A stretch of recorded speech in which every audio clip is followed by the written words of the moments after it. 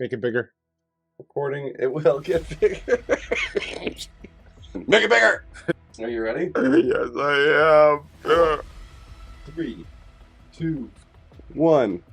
Get your earballs ready, and welcome back to the Greg and Tim Show podcast. Here are your hosts, Greg and Tim. Hey, and welcome back to the Greg and Tim Show, the only place where we take sports as seriously as a cat takes laser pointers. I'm Greg, the guy with the face for radio, and with me is my buddy.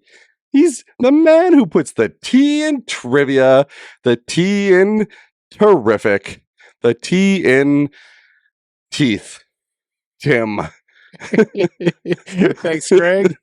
Remember, the T stands for totally awesome, or tubular if you were the 80s.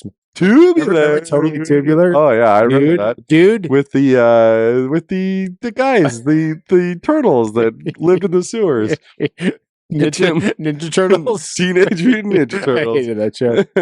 Today we're diving into an exciting world of sports, starting with the Winnipeg Jets. Oh, the team that brings the whole new meaning to the phrase puck luck. Is it bad luck, good luck, lack of luck? I guess we'll explore. And speaking of exploring, we will explore the NBA in-season tournament and how it went. Did they just add another chaotic layer to the already chaotic world of professional basketball, or was it a complete success? Lightning in the bottle. I don't know. Because who needs a regular season when you can have a tournament in the middle of the season? A box within a box. A box and a box and a box. Absolutely, and we can't ignore the legacy talk. LeBron James, is he the best overall all No. time? Is he second? Is he third? Where does he fall? I know how And does the in-season tournament make any difference at all? I have my opinions about that. I will probably agree to disagree, but we'll see. It'll be fun. But we'll dive into that debate a little bit later. Here's the thing. I can't say my next line because you didn't say, is he the GOAT? I had lived. I didn't want you to say no. I know, but you said, you're supposed to say, is he the GOAT? And I'm supposed to say, do goats even like basketball? That's why I'm trying And then to. we move on. I'm trying to Go avoid ahead. that. You go on to the next one. You're gonna say. You're gonna say the joke. I want you to say the joke you wrote. I bet they're more into hoofball. Yeah, the goats. They're even more into hoopball. Yeah. Yeah. You, Not man, funny. no. And last but not It least, wasn't at all. last but not least, Shohei Ohtani situation. We had him, we lost him, we never had him. But then his contract comes out, and it's just a crazy different looking contract. More stuff came out today, but we're going to talk about that later on. Yeah, I have a few opinions on this topic, and another one that we have, one last topic, is a little bit more serious, Tim. Yeah, that's right, Greg. We're going to be talking about the House of Commons in Canada denouncing statements about Christmas and Easter being labeled as systematic systemic religious discrimination. It's a heavy topic, but we're here to dissect it with the grace of a lumberjack doing ballet. Yeah. And we're going to say systemic properly, maybe. Maybe. I'll try it. We'll just say systemic. You did it. Yay! You did it. So grab your toques, your hockey sticks, and maybe a cup of Tim Hortons, and let's dive into another episode of the Greg and Tim Show. Do you want to dive in? Let's dive in. Put on your helmets. It's going to be more fun than a moose on rollerblades. Hey? Hey, let's roll. Let's roll. Cheers, buddy. Cheers. Grab your phone, it's podcast time. It's the Greg and Tim Show. It's the Greg and Tim Show. Isn't it another episode of the Greg and Tim Show? The Greg and Tim Show. Festive take 2. You want- Christmas session. You want to take 2? No, I'm just saying. Like Yeah. this is the second Christmas episode. This is our third Christmas episode. Is it? Yeah. Okay. We did the love languages. All right, the presents. We did the Die Hard movie. Presents. And we're going to talk about religion and Christmas this week. Should be a hot topic. Yeah. See how people respond. I like when people respond. Yeah. Even negative. Yeah, negative, positive, anything. Like, just be alive. Respond. Have a voice. Yeah. I don't Talk to us. understand. Talk back to us. Yeah. So, just to give you guys a heads up again, as I do every week, sometimes I do it at the end of the episode, which is too late. I'm going to do it at the beginning of the episode this week. We chapter everything. So at the bottom there, underneath in the description, in both your Spotify, in your Apple Music, on your YouTube, whatever you're listening on, you can click on different parts of the show and listen to just those parts if you want to while you're listening to the podcast, or listen to the whole thing and then share it with your friends. Yeah, like if you're tired of listening to when Greg talks and you want to avoid it, just click off those parts. Yeah. But if you're listening, we appreciate it, and we appreciate you subscribing and checking us out, sharing us with your friends. And if you're driving down the highway right now, enjoying some Greg and Tim show, we are sorry that Tim is going to say some things that might offend you. Am I? I don't think so. I think that's the goal. Is it? That's your goal. That's what you told me today. You said, Greg, I'm going to offend people to no end. That's what I said. That's what you said. Direct quote. Yeah. First of all, you wore the Michael Vick jersey. I like Michael Vick. For anybody not watching the episode, he's wearing an Eagles Michael Vick jersey. Michael Vick played for the Eagles after he was suspended for years due to having dogfighting. The ultimate redemption story. Second chances. You don't believe in them? I believe in second chances. Well, he got one and he made the most of it. Yeah, he did.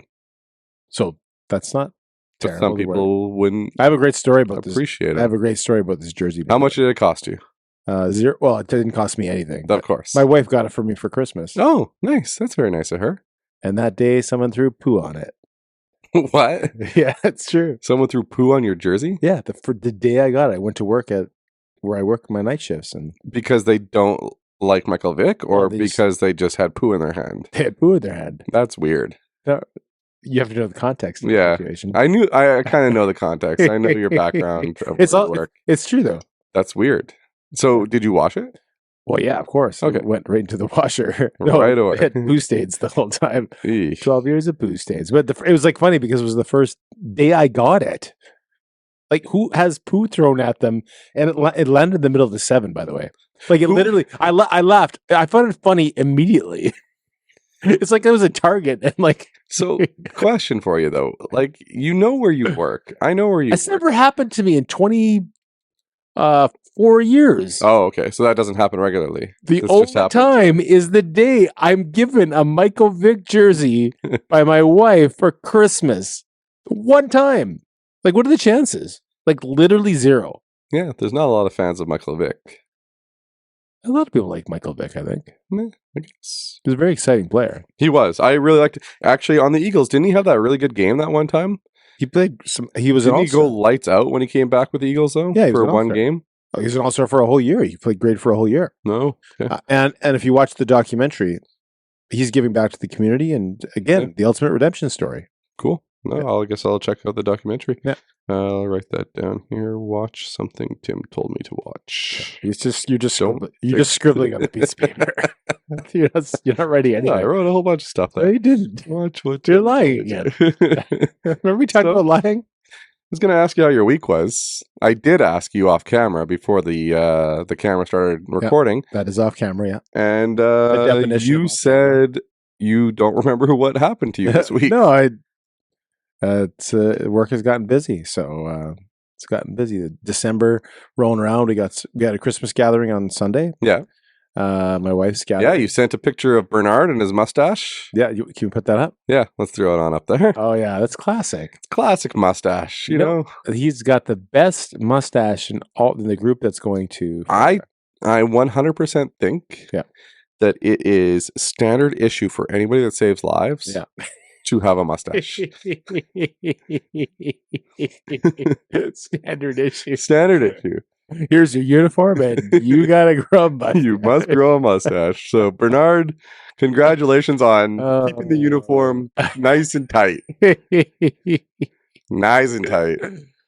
Oh, so yeah, the gathering. That's Yeah. like my first Christmas gathering, pretty early, but we had a great time. Yeah. I had Cruz's hockey, and then Cruz had like a hockey team building thing at Lasertopia where they all played laser tag in arcades. It's a really cool place. Have you been to Lasertopia? I have, yeah. Yeah. For the group thing, you get unlimited arcades. Right. That's nice. Super awesome for the kids. Like, you don't have to keep on loading up an arcade card. You get unlimited arcades. How many people do you need? Like, can we go on Saturday? We could, yeah. I think it's 8. 8? I think so. Let's see if we get 8. 8 or 12. 8 or 12. Okay. You get Not pizza. 10. You get pizza included. You get 8 or unlimited 12. arcades. Yeah, not 10. It's an even number. I don't 8 know. or It's 12. 8 or 12. Or It's an even 24. number. Who knows? Max is 25. I know that. And then I had my Christmas party at a place called Uptown Alley on Sunday. We did bowling and we did laser tag as well. And a whole bunch of food was eaten and consumed. Yeah, it was a good time. Yeah. Christmas parties galore. And something else happened to me this week. Can you guess? Something else that happened to you this week. Yep. You got a haircut. One of Tim's superpowers. Yeah, but you have a hat on now, so it wasn't prompting me. I just said that earlier. Okay. I did notice you got the haircut. Did you? On Sunday, I said, nice haircut. Yeah, because I wasn't wearing a hat. Yeah, and now you are. No, I am. Yeah. So let's move on to Winnipeg Jets and how they're doing lately. You want to do that? Jets were first overall until they were overtaken by first. They're not really overtaken. They got 2 games in hand. Yeah. 1 game in hand starting tonight. Yeah. But the big news: Kyle Connor gone for 6 to 8 weeks. Yeah, that's what I got written down right here. 6 to 8 weeks. That sucks. It does suck, but you know what? The Jets historically, and we talked about this last week when the beginning of last year, before the Christmas break, we actually did have quite a bit of injuries. With the Healers was gone. There's a couple other regulars. There's like Wheeler, I think, was injured. There was, I think, there's Or five or just six there were 5 or 6 starters that were down for the Jets. Yeah. And historically, going back all the years for the Jets, when they have had issues with injury, they've actually done very well. I remember when they're almost there. It was one of the first years. I think the first year when they went to the playoffs. They had a ton of injuries to their defense. And I think that was the year that Trouba got called up. One of those years. But the whole pretty much 5 of the 6 defensemen were down, and they were having to pick up defensemen. Yeah. But every time they've had issues with injuries, they've done well. So hopefully that continues. I think just naturally in the NHL, there's issues with injuries. I don't think there's a team that goes a whole season. Yeah, well, the problem is you lose your top player right now. Yeah. Right? Yeah. Do you think they can keep up their offense with this guy gone? I would have. Again, they didn't last night. They called up Toninato. Yeah, but that was the first game back. And in fairness, San Jose's been playing much better hockey lately. They've went 0 for 5 on the power play. Yeah, that doesn't help. And when you don't have a guy like Kyle Connor on the power play, and the power play was turning a corner. If you think it was the last few years, yeah, percentage wise, if you look at the numbers, they actually have been better over the last handful of games. I honestly think the power play has been their Achilles heel for the last 2 years. Yeah, I mean, I think it's been an Achilles heel since they lost Bufflin, but yeah, Bufflin was a catalyst. Bufflin and Trouba were both catalysts on those power plays. It also helped with Laine on the 1 point, Bufflin on the other.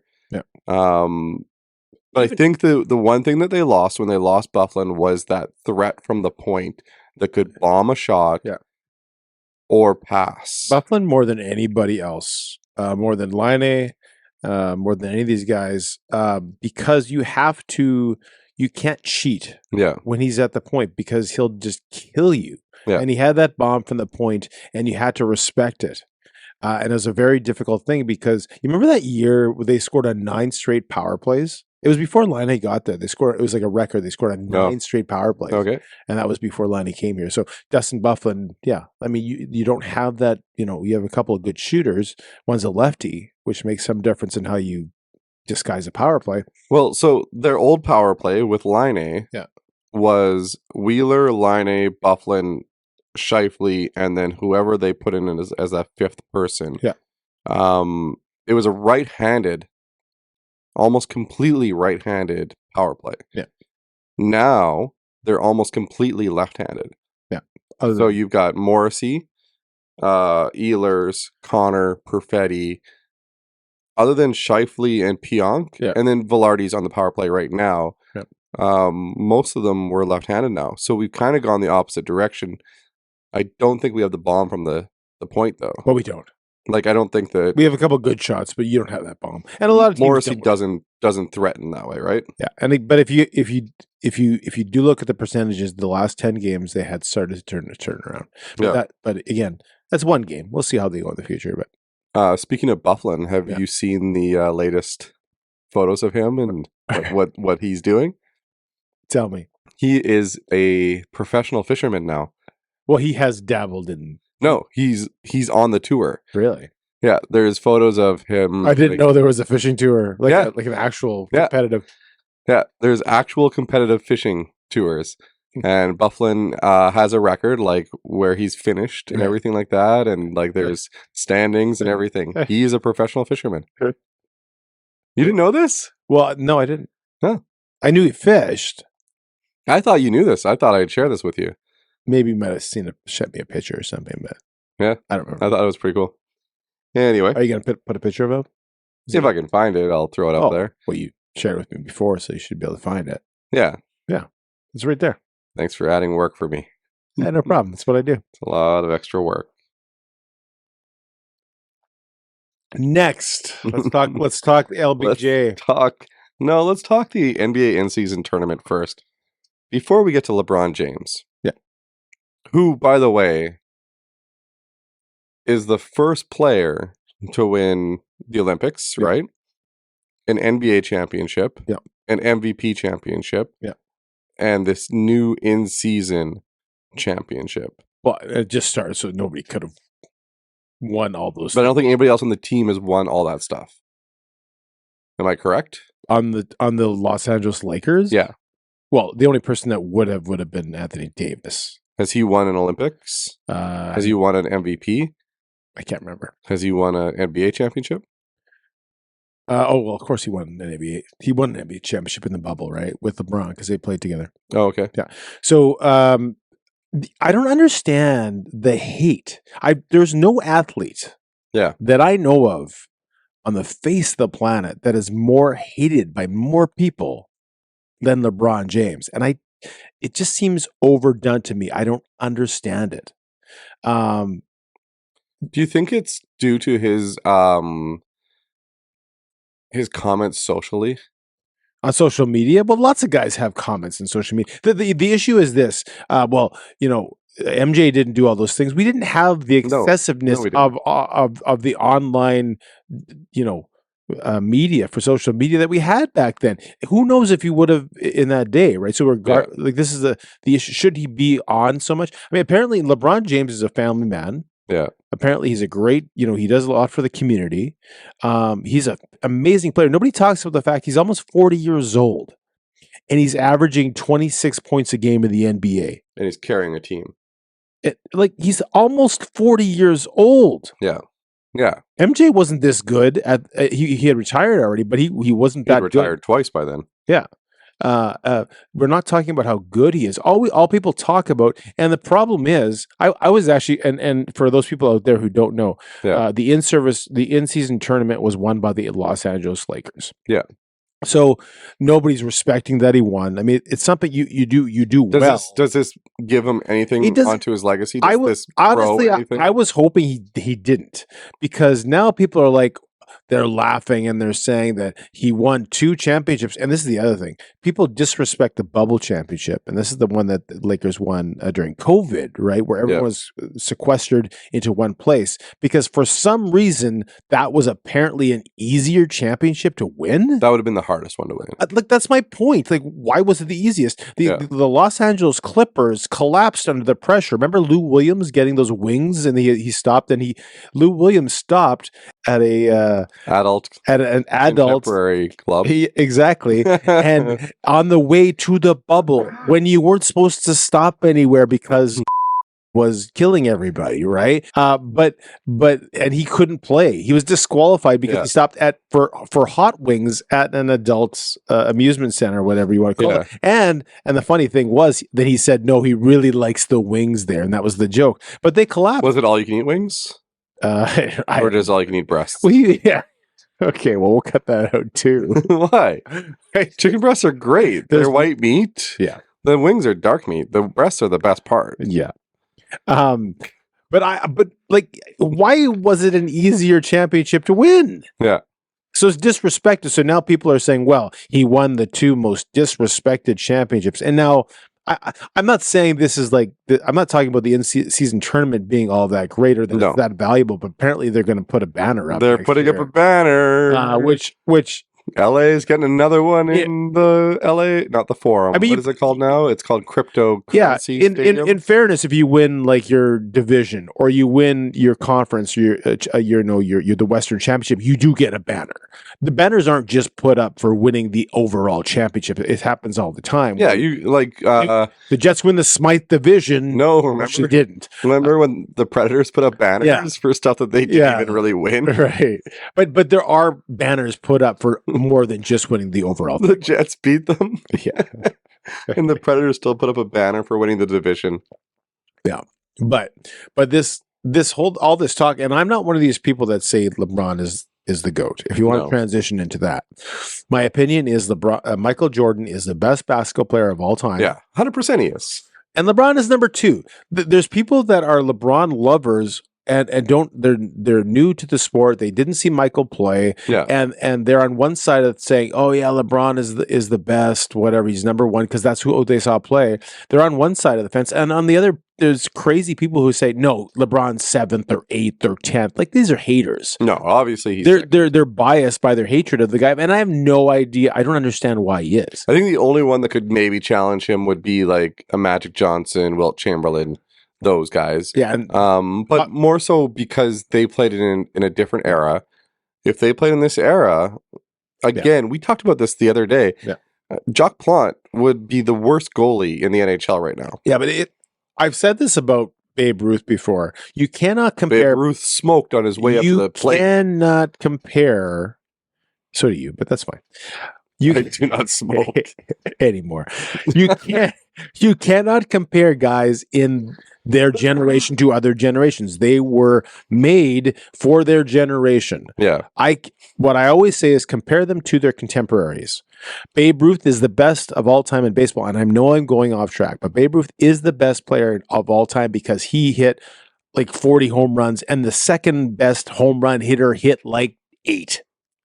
That's why he is the best. He dominated so much. He did it in a park that was very easy to hit home runs in. He actually built the park for him. Apparently, the second best player who hit home runs didn't find it that easy to hit home runs in. Mickey Mantle? Mickey Mantle came after. Was it that far after though? Yeah. Well, yeah. It was it wasn't that far after, but they didn't play like in the same era. Yeah.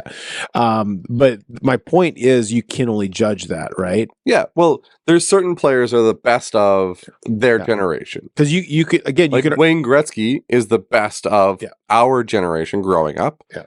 And right now, you can argue that if Crosby played against Gretzky, Crosby would have been better. Back in the day when goalies wore shin pads for goalie pads and didn't move very quickly. But again, I can only compare Gretzky against his contemporaries and how well he did compared to the other people. It's Gretzky and Lemieux in their generation. Yeah. It's easy, right? Yeah. It's harder in this generation to actually pick a top 2. Yeah. I guess you could say Crosby Ovechkin right now. Yeah. And then you can go with like my youngest son's age group right now. You're going to go McDavid, Bedard? Well, McDavid, McKinnon. Yeah, because Bedard's still in his first year. Yeah. But like once Bedard gets into year 5 and McDavid's in year 10, they might be the two faces of the league. Yeah. Right? Do you agree with me that it's Michael 1 and LeBron 2? Yeah, 100%. Okay. The thing with basketball I find though is that you could have probably put Michael Jordan against LeBron James, right? And they could probably compete against each other. My only point, and again, I'm going against what I've said before that you can't compare generations. Is that physically, if those two players had a 1-on-1 in their primes, it would be a close game. Physically, LeBron James is just better physically. Now, would Michael hit? What made Michael great and again, he was in the position to do so, Yeah. is that he was very, very clutch. When you needed him to do something, he almost always, although he didn't always do it, we just remember the good ones. He actually missed a lot of game-winning shots, but in the clutch moments in the championships, he made those shots, right? Yeah. Now I always argue that he also had a better coach. He had a better system. He had Didn't LeBron James have what's his name as a coach for a while? Who's that? The coach that Michael Jordan had. No. I thought he had him Phil Jackson was never. I thought Phil Jackson coached him in LA for a little bit at the beginning. He did not. And he didn't start in LA. LeBron James didn't start in LA. No, I know. But I'm just saying when he went to LA, I thought he was there. Phil Jackson might have been. Oh, no. Phil Jackson coached Kobe. Yeah. Kobe and Shaq. Yeah. In LA. Yeah. But that's my only argument is that physically, I think Jordan would have had issues with LeBron because he's more physical. He's bigger. I don't know. Jordan also had some physical big players that he played against. He played against guys like Magic Johnson. Yeah, like Magic Johnson was a physically guys like Charles Oakley. Yeah, Magic Johnson wasn't all that physical, but who I love. Magic Johnson might be my favorite basketball player of all time, but that's a different story. You know who I like? Who's that? The guy with the big bald guy that the big bald guy. Oh man, what's his name? He was small. He played for the Suns. Chauncey Billups? No. Bigger dude with the Suns. Man. Charles Barkley. Charles Barkley. I like Charles Barkley. Terrible. It was fun. He's fun. He was a fun one to watch. I always thought that he was a good basketball player. He probably wasn't the greatest at his time, but he was pretty good. He just got fat. He got big. Yeah. He was a big dude. Anyway. Yeah. As Tim likes to say, moving on. Moving on. Tim. Yes, Greg. On Friday, it was a roller coaster of emotions. Oh, Friday, TGIF Fridays. Friday, I woke up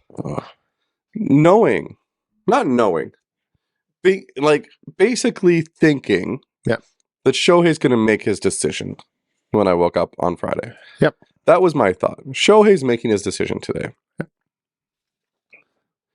He did not. But I really, really think, and you might not think the same way as me. Yeah. I honestly think that JP Morosi and the Toronto Blue Jays were absolutely used in that event. To drive the price up to a player who was ultimately always going to sign with the Los Angeles Dodgers. Yeah.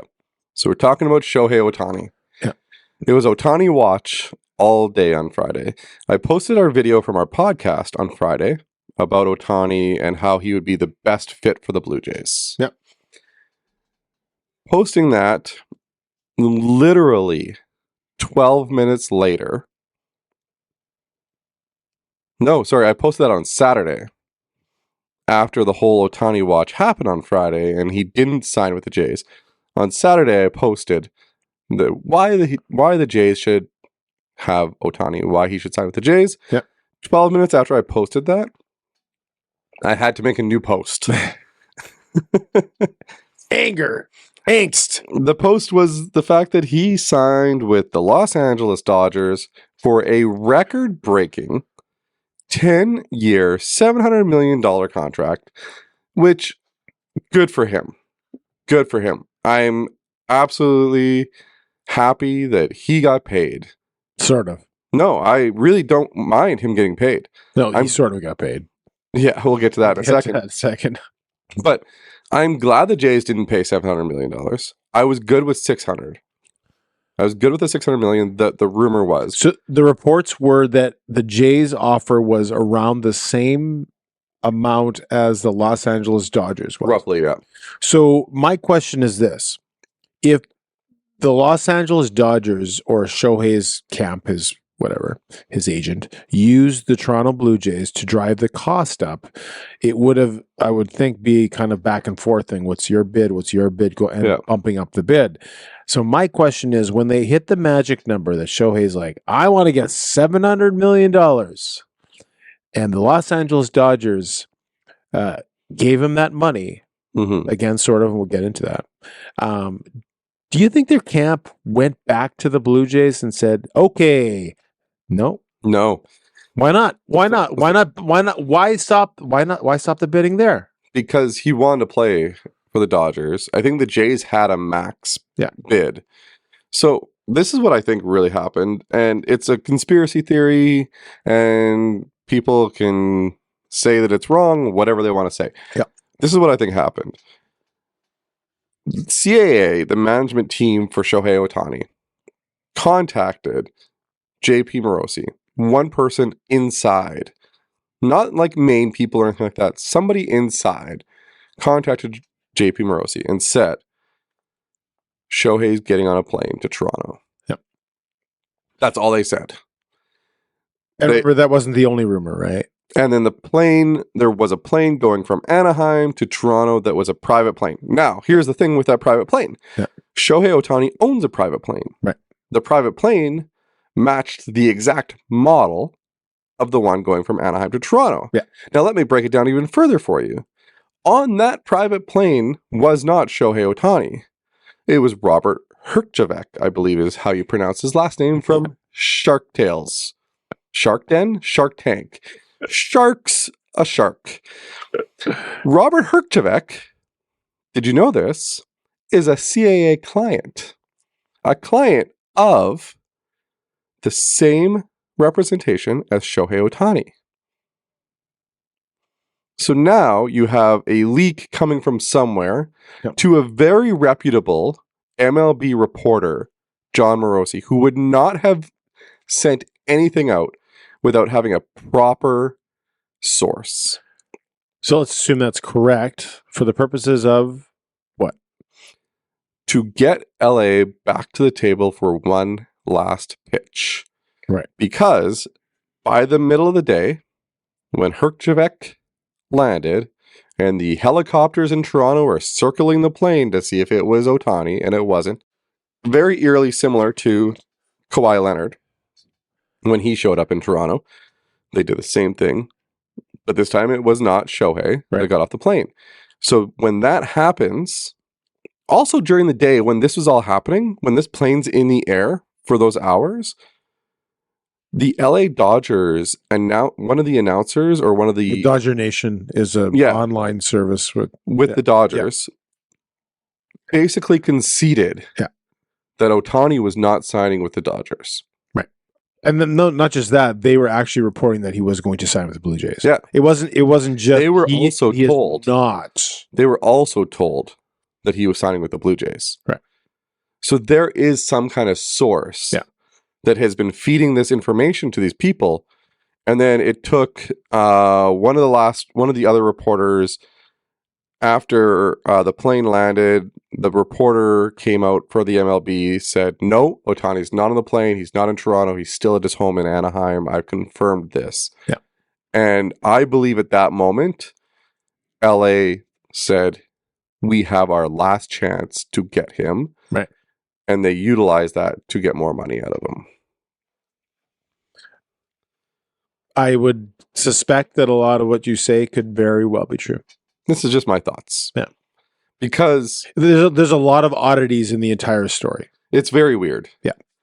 And you know what else gets weird? And going back to the point where, so you are happy that the Toronto Blue Jays did not spend that money. Is that what you're saying? I am now, yeah. You were very much up in the moon and the stars about getting Shohei. So I am a Shohei fan.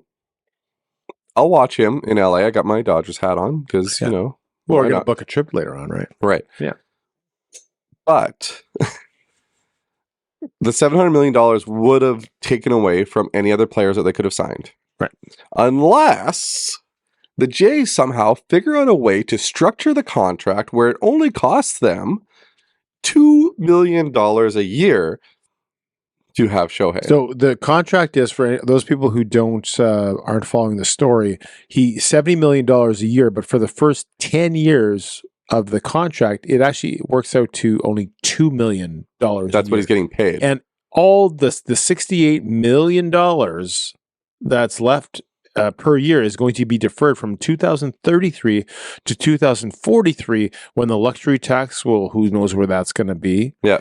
Where inflation is going to be, who knows where that's going to be. And now today there was a weird out clause that said if the owner or the president of baseball operations steps down out of that position, he can leave. He could leave LA. So it's a very, very, very weird situation. Now, here's the other thing, too. For all those people in Major League Baseball, Yankee fans, Dodger fans, Mets fans, who think that money doesn't matter and they can throw it, it's all, you can throw as much money as you want, doesn't matter. Yeah. There's obviously it does if the Dodgers are trying to play these games in order to get other players. It obviously does matter. So it allows them to buy more players and lower their luxury tax. Yeah. So I believe that it only lowers it though. I don't know for sure, but I think that it's only like 34 or 43. There's a weird number I heard that it actually it still goes against their payroll. Right.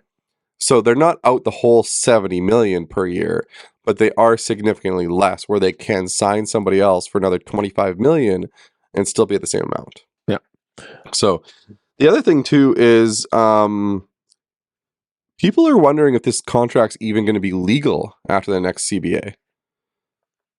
Well, it's going to be. Yeah. But if they're going to be able to do another contract like this. Right.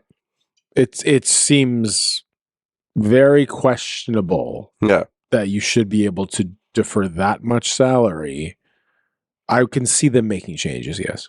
So apparently this is the selling point to them, is that Shohei will make above and beyond that $680 million in endorsements and in other sponsorships and stuff like that in LA. Yeah, like in California is a great situation where he's never been before to make endorsements. Oh, wait a minute. He just drove down the street. My bad. It's the Dodgers, though. Well, okay. What do you think is going to sell more? A Dodgers Ohtani jersey, which, by the way, broke the record today. Yeah. Well, the most jerseys sold. It's the honeymoon stage. There's going to be a ton of sales at the beginning. 100% there is. He beat Messi today. Yeah. That's crazy. Yeah. That's big money. And you last week were saying, who benefits from this? The Dodgers do. Yeah. 100%. For sure at the beginning, yeah. And again, Ohtani will benefit from all these sponsorships. Yeah. Money flows and it all works out for everybody. Except for Jays fans. Except for the Jays fans right now. I think that, as I told you last week, Shohei Ohtani is a investment. Yeah. And the Dodgers are smart to invest in him. But you're still happy we didn't get him for that money. I just think it would have hurt the Jays more than it would have helped them at $700. Yeah. Last week I was talking $500. That's $200 million. Just got to structure it $1 a year for 700 million years. Yeah, I guess he's going to be a phenomenal player in that team, and I think that he's going to draw a ton of fans. And I'm looking forward to seeing his first appearance in Toronto. Yeah. The Dodgers come to Toronto this year. Can you imagine after 10 years, he retires, let's say he retires after 7 and moves to somewhere where the tax rate is nowhere. That's the thing. He buys a private island or Florida. Yeah. And he just takes all his money. Yeah. Why not? Why not? I think all of us would do that if we had the chance. I know he's going to have to live on ramen noodles for 10 years with only $2 million a year. Yeah. I don't know how he's going to do that. I don't know how. Ramen? Yeah, ramen noodles. That's what it's called. Mr. Noodles is technically ramen noodles. You don't think he'll have KD? Katie's crab. Crap dinner? Katie's crap dinner. Crappy dinner. My dad used to call it crappy dinner. Yeah. You want some crappy dinner? I'm it's sure. I thought I had it every day. Hey, Tim, it's time for the topic of the day. Topic of the day. Hip, hip, hooray. Roll the music. Okay, hooray. It's time for the topic of the day. So this was brought to both of our attention about a week ago. Yeah. And there was a report brought on by the Canadian Human, what was the organization called? The Canadian Human Rights Commission. So they came out with a report that said Christmas is systemically, did I say it right? Systemically, yeah. Systemically racist because it excludes people that do not believe in a Judeo-Christian foundation. Yeah. And the leader of the Bloc Québécois, Yeah. interestingly enough, he actually brought this up in the House of Commons to condemn that report. The reports and the paper, yeah. Because he was upset that they were calling, or this organization was calling Christmas basically racist. So just and they all agree. They basically all agree. Trudeau agreed. Everybody I don't passed the motion. Yeah, so it was passed, and everyone's happy. Whether it's political or not, I don't know. It probably is a bit of it. But this is the question: is Christmas systemically racist, discriminatory, and racist? Before we talk about our opinions on this, the leader who published the report for this organization said, "No, we weren't calling Christmas racist. We're trying to raise awareness that the holidays, Christmas and Easter, are Christian, quote unquote, holidays. And what do people who believe in Islam, what do people who believe in other religions, they don't get a holiday, so they can go pray or do what their custom says." Yeah. So that is the question. And again, the House of Commons denounced it, but what are your thoughts on that? So just before we start here, just for all of the person that's listening right now, in the description, I've got the link to both the papers. The paper that is about the original, and then the saying, of course, Christmas is not racist. We never said it was. I got the links to both of those down there, so you can judge them as you want, because I think people need the information and not just our opinions on this. Yeah.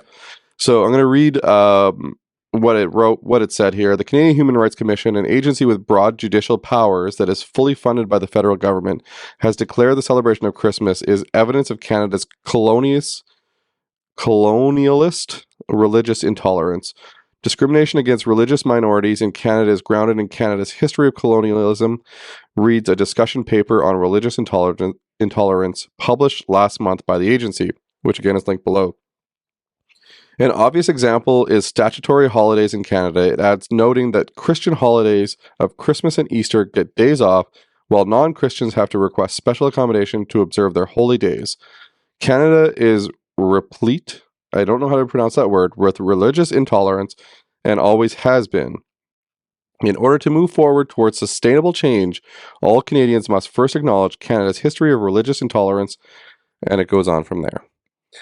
So, when they argue that, of course, Christmas is not racist, we never said it was, that is just backtracking on a paper that I just read the bullet points of. Nobody wants to be seen as being racist in 2023. So there's a reason why they would want to backtrack, whether you believe it's true or not that they were not. I think that they're backtracking on a paper that was written that they don't want to be associated with it. They don't want to be associated with calling people racist or saying that Christmas is racist. Well, in fairness, they didn't say people are racist. They said that the country as a whole, giving certain people of certain religious customs, holidays, and not other ones, is a religious practice. Yeah. So I think that it's not fair to say they're calling any individual or group racist. Yeah. Right. So essentially, I did some research on this to find out what kind of countries actually celebrate Christmas. And it's crazy the amount of countries in the world that aren't fully based in Christianity beliefs that celebrate Christmas. India, for instance, celebrates Christmas. There's a lot of places that celebrate Christmas. The main places that don't, and let's see if you recognize any of these places. Afghanistan doesn't celebrate Christmas. It's not a formal public holiday there. China, North Korea, Morocco, Saudi Arabia, Somalia, Taiwan, Laos, Israel. Israel doesn't celebrate Christmas as a statutory holiday. No, that would make sense. Iran, Cambodia. These places are the places that don't celebrate Christmas. Yeah. as we get further and further on, like I would say, 50, 60, 70, 80 years ago, most of the people who were entering Canada were of countries who would be celebrating Christmas. That would be European countries coming to Canada. As we have in the last 10, 15, 20, 25 years, that demographic has changed. 100%. So a lot of the countries that we're talking about are starting to live here, and we have a different diversity groups that we associate with, right? So is it a fair question? If I were to guess, and if we had somebody, and I try my best to think of the situation from someone else's point of view. So if I'm part of this organization writing this paper, it's like, I would like to create awareness. Now, I don't know what solutions you would talk about. Are you saying get rid of the holidays? Are you saying everybody gets a holiday? We're Oprah. You get a holiday. You get a holiday. You get a holiday. Oprah. So there has to be some realism in it, but I would think that they would argue maybe people should just be more aware that other people don't have your political / religious beliefs. Yeah.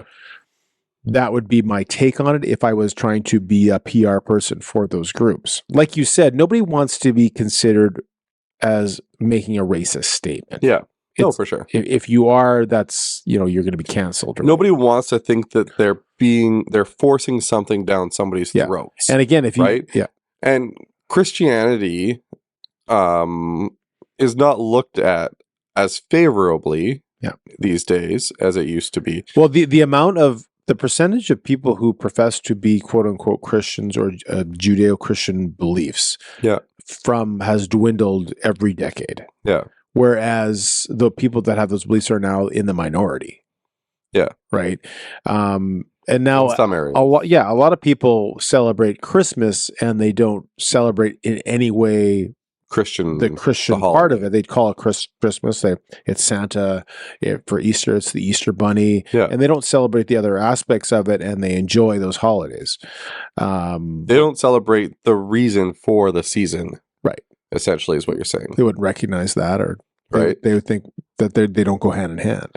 So a Ledger poll last year asked Canadians who grew up in non-Christian homes whether they were offended by the greeting Merry Christmas. Out of those respondents, how many do you think said no, percentage-wise? The question, how many people are offended? Yeah, by the people that grew up in non-Christian homes. Yeah. How many of those do you think were offended? 10% offended. 5%. 5%. 92% said they were not offended. Okay, so 8% said that I said 10 and then 5, so perfect. So that's pretty good. Like 92% of people are not offended by the words Merry Christmas. I think people don't really think about it either. If you told me, if I'm buying something from you at a store and you said Happy Hanukkah, I would say Happy Hanukkah back. Right. If you say Merry Christmas, I say Merry Christmas back. If you say Happy Holidays, I say Happy Holidays. Yeah. I'm not going to offend you, and you're not going to offend me. If it was Diwali and you said Happy Diwali, I would say Happy Diwali. Like, good for you. You know what I mean? Like, why do we have to be offended? The argument, why do we have to be offended? Yeah. When somebody says something, why does it have to trigger somebody instantly? Well, we live in an outrage society and culture where we're always. But why? Arms. What does that get you? If I said Happy Hanukkah to you, and you're not Jewish, what does that get you by getting angry at it? The argument is that Christmas and those religious holidays dominate everything. There's just an overabundance, and they just take over everything, and all the other cultures that we talk about get nothing. We live in a predominantly Christian country that was founded on Christian beliefs. And some would say, and I'm just arguing the opposite. No, for sure. Some would say those days are gone. It's not gone though. If you look at like our anthem, if you look at a lot of things that we have, it's not gone. It's just being suppressed. Right. I remember growing up in school singing God Save the Queen. Oh, yeah. And having the Lord's Prayer every morning. Yep. in a public school. Yeah. And Me too. and not having any problem with it. Well, and you would be again. You would But be. You nobody- would be in the group that would support that because you are from that. But nobody that I remember had any problem with it. Right. There was no outrage over it. And that's not to go into even more. Sometimes it's not even the outrage of a group. Sometimes it's the media drumming out. It's the outrage of an that. individual that gets magnified into the media. Yeah, to create a story, which we So- need to do. The same poll also asked Canadians of all religions whether Christmas and other religious holidays should be struck from the country's official stat holidays. Only 6% said yes. Right. So 94% of the people agree that Christmas and other religious holidays should continue to be stat holidays. So this goes on to another topic. Is sometimes I find there's no need. Like, what is the motivation for a group like the Canadian Human Rights, whatever, to put out this paper At Christmas. when, as you said, 6% of the population has any issues with it? Yeah. Why? And we see this in culture all the time, Yeah. where a minute population amount gets a greater say than the percentage dictates. Yeah. And the outrage, it hits the media. Yeah. Why? And specific to this, why? What's the motivation? And something that they had to backtrack on because I think it backfired it backfired, but why do it in the first place? because they thought it wouldn't backfire. Yeah, but even if it doesn't backfire, what's the motivation? What are they gaining? They're gaining the, I guess, overall impression that they are looking out for the Canadian human rights of everybody and not just. Right. They're doing their job. So people don't think that their organization isn't working for the benefit of everybody. The Canadian Museum for Human Rights is here in Winnipeg. Right. It is the one museum that's a national museum outside of Ottawa. Yeah. Here in Winnipeg. That Canadian Human Rights Museum didn't let certain people into it during the years 2020, 2021. Yeah. Canadian Human Rights Museum. Yeah. Also, the argument for that was the betterment of the group as a whole overshadowed the benefit of the individual. That was always the argument. okay. I like your argument. I like it. Listen, the argument was never where we are not trouncing on people's personal human rights. We just believe the human rights of the overall group supersedes it. So at that time, that was 70% of people, correct? Roughly? 70%, I believe, But was the that number. was which number? That was allowed to go in. 70% of the population 70 to 80, somewhere on there. was allowed to go into there. Yeah. 94% of the population is not offended by the words Merry Christmas. Right. So we wrote they wrote a paper It's a smaller. Maybe they didn't do the research. based on 6%. Right. But they wouldn't let 30% of the people into their museum during a certain time. Right. Those people did not have the same human rights. Right. Again, the argument is what I just said. It was. Yeah, I know you're saying that. Yeah. I'm not saying I My believe that. I'm just saying argument that that's the argument. Is that if you're going to write a paper on something, then you should have some backup saying that, By the way, I don't agree with the argument I just gave, but I'm just saying that's the argument. That's the argument that they have. Yeah. It does make. I mean, that's always been the case as far as human rights, right? Yeah. The individual human rights don't always supersede the groups over. It's a super heavy topic. Yeah. And apparently something that most people don't really care about. And apparently that, like, the topic's heavy in terms of there will be always noise about it. Yeah. There will always be noise about, like, At the mall, you should be saying Happy Holidays, not Merry Christmas. The Christmas kids show from school should say Winterfest and not Christmas something. Or holiday surprise special. We live in the political correctness day and age. We have for the Remember last decade. Politically Incorrect with Bill Maher? I do. Oh man, I didn't watch much of it, but I do remember the show. he has an interview with Roseanne Barr lately that is unbelievable. Hey, she got a new show on apparently. She did? Yeah, Roseanne has a new show coming. I did not know that. Yeah. She is still hilarious in my mind. Right. B got a very raw deal from her employer when she was on the Roseanne show and got fired from it. I've heard the story. For a comment that she made. Yes, she made an inappropriate comment. Yeah. But she did it as a comedian. Yeah. Which a lot of comedians make inappropriate comments. All the time. A comedian just recently, Matt Rife. Have you heard of this guy? Yeah. And I've heard the story too. So he made a comment about like girl should be in the kitchen. And if she was good in the kitchen, she wouldn't have that black eye. Like it was a very edgy joke. Yeah.